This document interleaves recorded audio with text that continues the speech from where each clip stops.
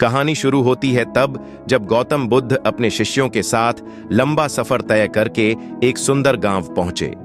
गौतम बुद्ध ने कुछ दिन उसी गांव में रुकने का निश्चय किया। गौतम बुद्ध के आने का समाचार गांव में आग की तरह फैलने लगा और कुछ ही देर में गौतम बुद्ध के आसपास लोगों इकट्ठा होने लगे और जमावट बढ़ने लगा।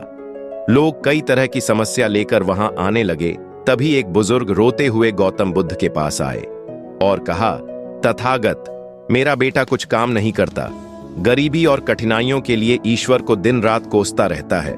जब मैं समझाता हूं तो मुझसे ही बहस करने लगता है और घर का माहौल खराब हो जाता है। तथागत, मैं जानता हूं कि वह अपना नुकसान कर रहा है, लेकिन मुझे समझ नहीं आता कि मैं उसे सही रास्ते पर कैसे लाऊं।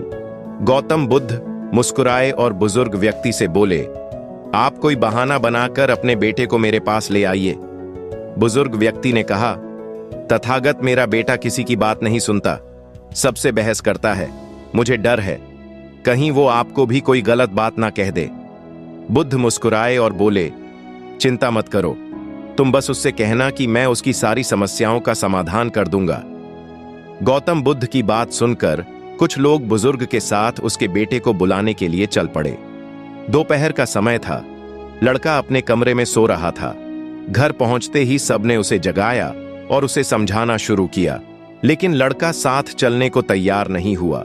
वह बस एक ही बात दोहराता रहता कि सारे साधु पाखंडी और नकली होते हैं, मैं इनकी बातों में आने वाला नहीं।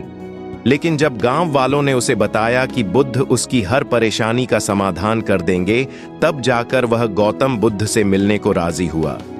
अपने बेटे को लेकर जब बुजुर्ग व्यक्ति गौतम बुद्ध के पास पहुंचे तो लड़का बुद्ध को उल्टा बोलने लगा, किस बात के लिए आपने मुझे यहां बुलाया?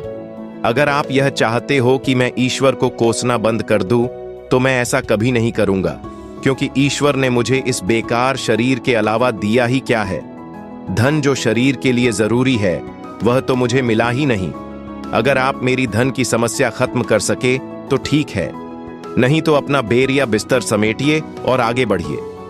लड़के की बातें सुनकर गौतम बुद्ध मुस्कुराने लगे और बोले, मेरे दोस्त, मैं तुमसे ईश्वर की कोई बात नहीं करता, लेकिन याद रखो कि व्यक्ति के सुख और दुख का कारण उसके कर्म ही होते हैं।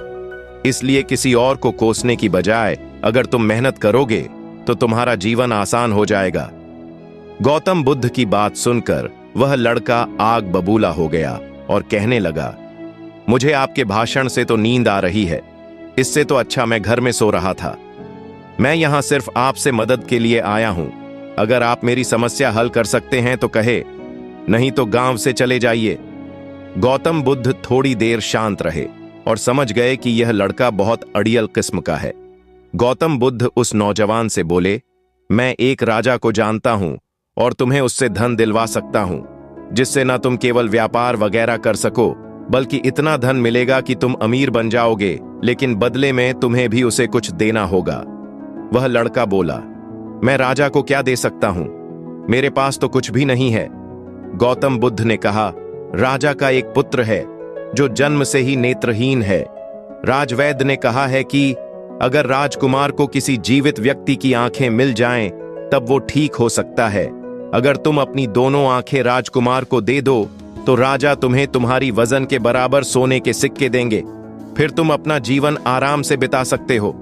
यह सुनते ही डर के कारण लड़के ने आंखों पर हाथ रख लिए और जोर से कहा, यह आप क्या बोल रहे हैं? जीते जी कोई अपनी आंखें कैसे दे सकता है? कोई कितना भी धन क्यों ना दे, मैं अपनी आंखें नहीं दे सकता। गौतम बुद्ध बोले, कोई बात नहीं, दो, नहीं तो सिर्फ एक ही आंख दे दो, फिर भी मैं तुम्हें तुम्हारी वजन के बराबर सोने के सिक्के दिलवा दूंगा। वह लड़का फिर जमकर बोला, आप यह कैसी बातें कर रहे हैं? मुझे सोने का चाहे जितने सिक्के मिल जाएं, मैं अपनी एक भी आंख नहीं दे सकता। मेरी आंखें अनमोल हैं।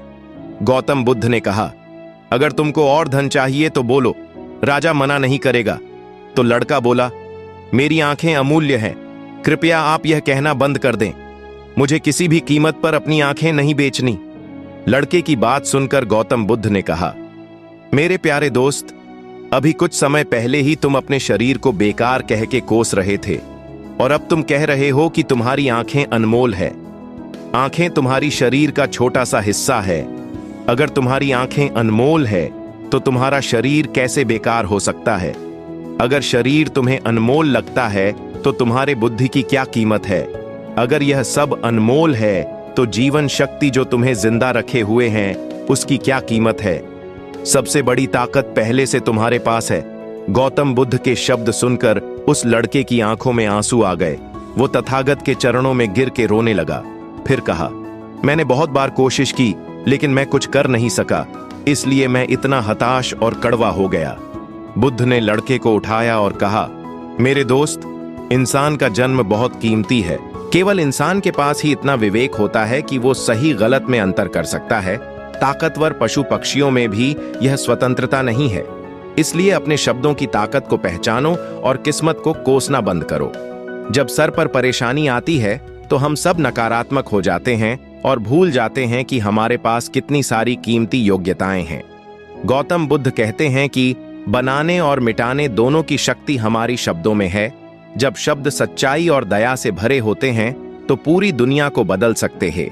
इसीलिए गौतम बुद्ध आगे कहते हैं कि अपनी जुबान को अच्छे शब्द सिखाओ, अपने मन को अच्छे विचार सिखाओ, आंख, कान, नाक सबको प्रशिक्षित करो। इंद्रियां बहुत अच्छी दोस्त बन सकती हैं।